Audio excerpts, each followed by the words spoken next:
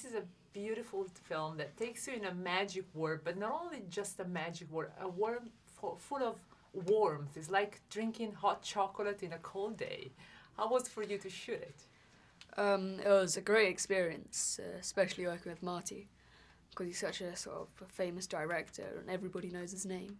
Although when I first auditioned for it, I didn't. I just sort of knew how big a deal it was from the reactions I got. But by the end of it, when I got the part, I knew how big a deal this was, and so it was amazing working with him and the way he brought all his sort of ideas into life and his perfection and his passion for filmmaking. That was amazing.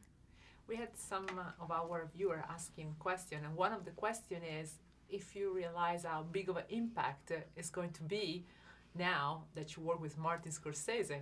How can you work now? I mean, it's going to be amazing. Yeah, no, you sort of, when you're not filming, you sort of just have to put it out of your head, because I just go to normal school when I'm not, so I don't really talk about it much when I'm not filming. But yeah, it's completely changed my life.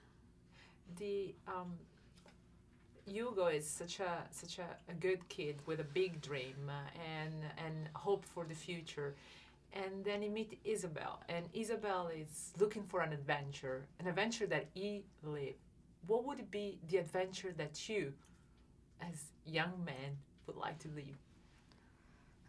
I don't know. I'm not really sure. What sort of adventure would I like? A world of magic, a world of, I don't know, it's just...